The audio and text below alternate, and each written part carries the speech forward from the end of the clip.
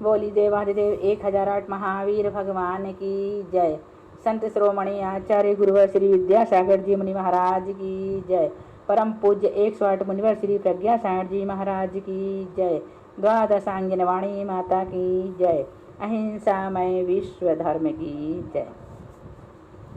देखें द्रव्यान युग प्रवेशिका का बंध अधिकार, जिसमें 254 नंबर का प्रश्न है। बंध किसे कहते हैं? कसाय सहित जीव जो कर्मों के योग पुद्गलों को ग्रहण करता है उसे बंध कहते हैं। कसाय सहित जीव, कसाय से सहित जीव जो कर्मों के योग्य पुद्गलों को ग्रहण करता है उसे बंध कहते हैं। बंध के कितने भेद हैं? 2, भावबंध और द्रव्यबंध। कितने भेद हैं बंध के? 2, भावबंध और द्रव्यबंध। भावबंध किसे कहते हैं? जीव के जिन राग द्वेष रूप भावों से कर्मबंध होता है उन भावों को भावबंध कहते हैं।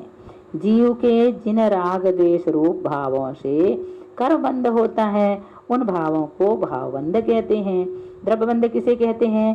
कर्म और आत्मा के प्रदेशों का परस्पर में मिलना द्रव्यबंध है। कर्म और आत्मा के प्रदेशों का परस्पर में मिलना द्रव्यबंध है। बहुत अच्छी परिभाषाएं, छोटी छोटी। यूँ तो आपको बहुत कुछ आता है, लेकिन इसकी परिभाषाएं अच्छी हैं, मैं भी याद कर लेना।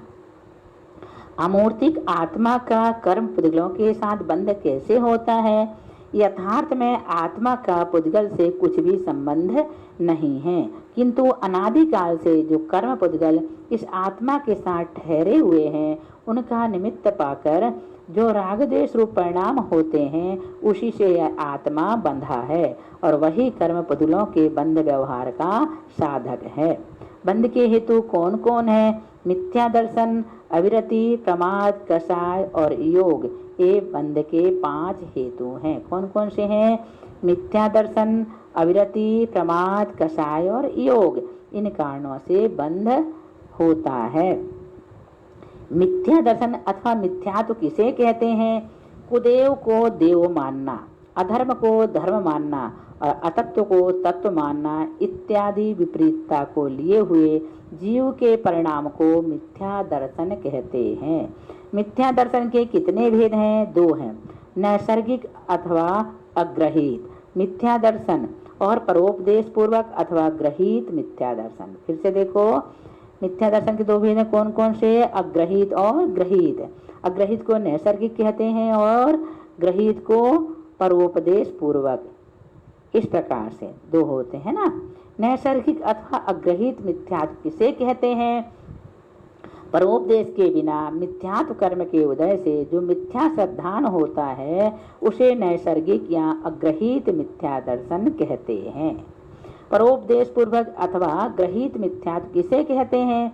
दूसरे के उपदेश से प्रभावित होकर जो मिथ्या श्रद्धान किया जाता है उसे परोपदेश पूर्वक अथवा ग्रहित मिथ्यात्व कहते हैं। समझ में आ गया ना?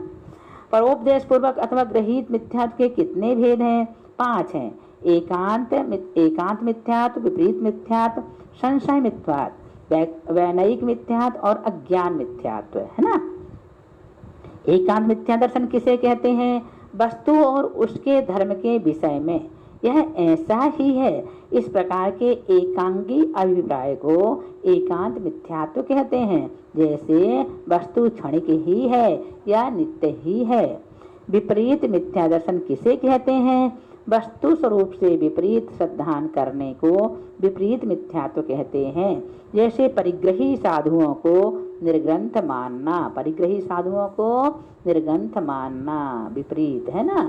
संशय किसे कहते हैं? संशय मिथ्यात्व हिंसा में धर्म या अहिंसा में धर्म है, दोनों कन्फ्यूजन, हिंसा में धर्म है या अहिंसा में धर्म है, इस प्रकार के संदेह में पड़े रहना और किसी भी एक पक्ष को अंगीकार न करना संशय मिथ्यात्व है। वैनयिक मिथ्यात्व किसे कहते हैं? सब देवताओं को और सब धर्मों को समान मानना वैनयिक मिथ्यात्व है। अज्ञान मिथ्यात्व किसे कहते हैं? हित अहित का विवेक न होने को अज्ञान मिथ्यात्व कहते हैं। हित अहित का ज्ञान न होने को अज्ञान मिथ्यात्व कहते हैं। अविरति किसे कहते हैं? हिंसादिक पापों में तो इंद्रिय तथा मन के विषयों में प्रवृत्ति होने को अविरति कहते हैं। हिंसादिक पापों में और इंद्रिय तथा मन के विषयों में प्रवृत्ति होने को अविरति कहते हैं। अविरति के कितने भेद हैं? 12 भेद हैं। पृथ्वी कायिक, जल कायिक, अग्नि कायिक, वायु कायिक, वनस्पति कायिक और त्रस कायिक। जीवों की हिंसा से विरत न होना तथा 5 इंद्रिय और मन के विषय में प्रवृत्ति करना अविरति कहलाती है। प्रमाद किसे कहते हैं? अच्छे कार्यों में उत्साह के न होने को प्रमाद कहते हैं। बहुत अच्छे से सुनो, अच्छे कार्यों में उत्साह के न होने को प्रमाद कहते हैं।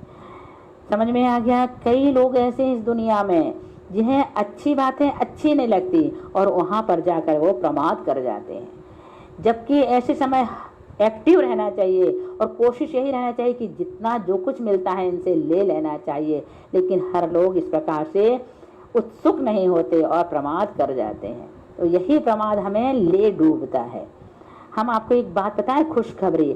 हमारे पंडित रतनलाल जी शास्त्री है ना, इंदौर में जो निवास कर रहे हैं इस समय, उनकी वीडियो प्रतिदिन अपलोड हो रही हैं और लाइव भी चलता है सुबह फेसबुक में, है ना, सुबह 9 से 10 और शाम को 6 से 7। यदि आप लोग इंटरेस्टेड हैं सिद्धांत को समझने या चारों अनुयोग को पढ़ने के लिए तो पंडित साहब की ये वीडियो आप जरूर देखें। यूट्यूब में भी ये वीडियो सारी अपलोड हो रही हैं डॉक्टर मीना दीदी के नाम से। आप उस चैनल को खोलें और खोलने के उपरांत प्लेलिस्ट में जाएं, वहाँ पर पंडित रतनलाल जी शास्त्री के नाम से सारी वीडियोज आपको मिल जाएंगी। और आप क्रम से सुने और नहीं सुनते तो जहाँ से भी आपको ये वीडियो का लिंक मिलता है या वीडियो मिलती तो उसे जरूर सुने।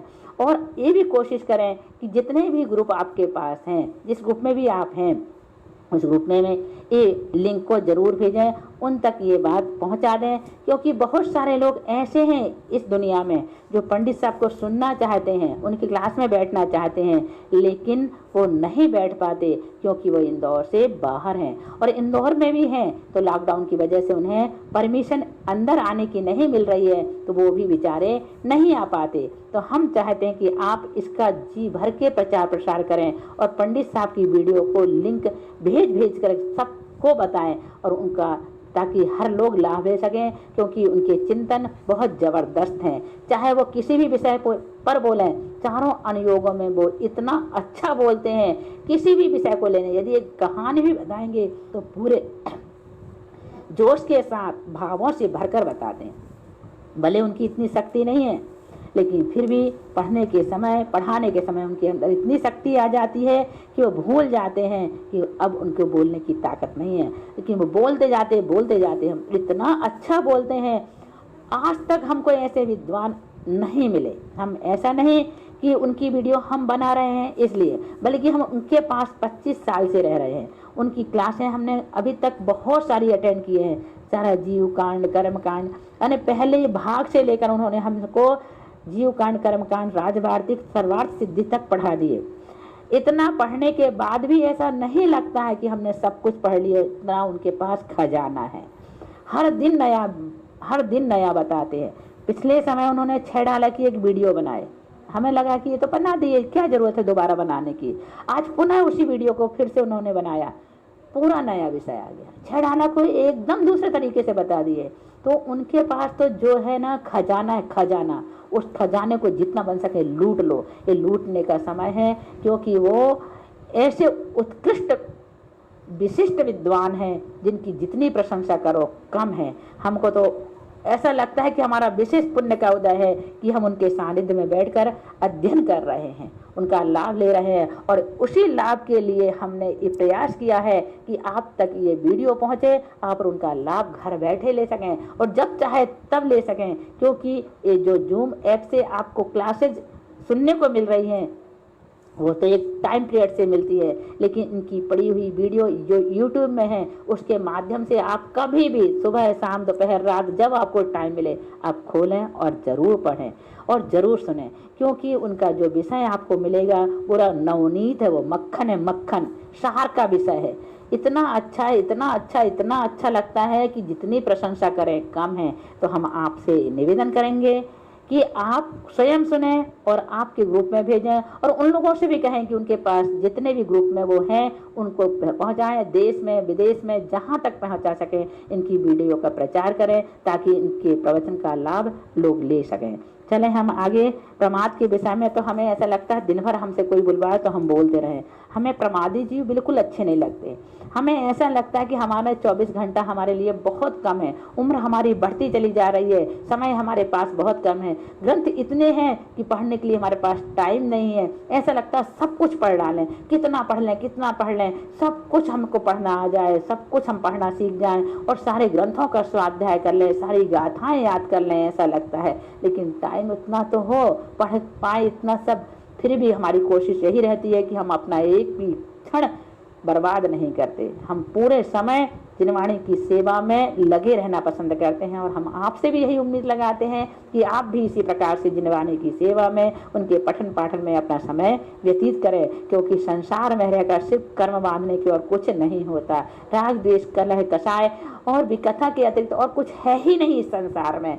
अगर हमको इन सबसे बचना है तो जिनवाणी के गोद में बैठ जाए, बस यही सब कुछ है। देखो तो सही कितना लिखे हैं हमारे आचार्यों ने, गुफाओं में बैठ करके, पेड़ों के नीचे बैठ करके, ना उनके पास पेन थे, ना स्याही था, ना पन्ना था, कुछ भी नहीं थे, ना कॉपी थी, ना किताब थे, ना डायरी थी। फिर भी उन्होंने इतना पुरुषार्थ हमारे लिए किए हैं। हम उन ग्रंथों को पढ़ भी नहीं पा रहे, उनके ग्रंथों के नाम भी नहीं पता, उनके आचार्यों के नाम भी हमें नहीं मालूम। कितने दुख की बात है। और जब हमें ये स्वर्णिम अवसर मिला है उससे भी हम वंचित रह जाएं।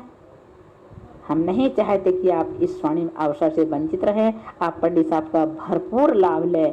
अब आपके पास, आपके घर में पंडित साहब की हर समय वीडियो उपलब्ध है, उनका लाभ लें, खूब सुने और सबको सुनाएं, और हर समय चिंतन मनन करते रहे, जैसे वो पूरे समय चिंतन मनन करते रहते हैं। वो सरस्वती पुत्र है। हमें तो ऐसा लगता है उन्हें सही में सरस्वती पुत्र कहना चाहिए। कंठ में उनकी विद्या बसी हुई है, जिस विषय पे बोलो उस विषय पर बोलने को हर समय तैयार है। उनकी उम्र कितनी है? 85 से ऊपर जा रहे हैं, और आज देखो इतने सजग हैं, घंटों घंटों एक ही आसन में बैठे रहते हैं। त्याग देखो उनका इतना है कि हमें आश्चर्य होता है जब हम उनके बारे में बताएं ना, तो हमारी ये किताब ही पूरी नहीं हो पाएगी, उनके बताते बताते हमारा टाइम पूरा हो जाएगा। इतना है कि घी के समान पानी को फेंकते हैं।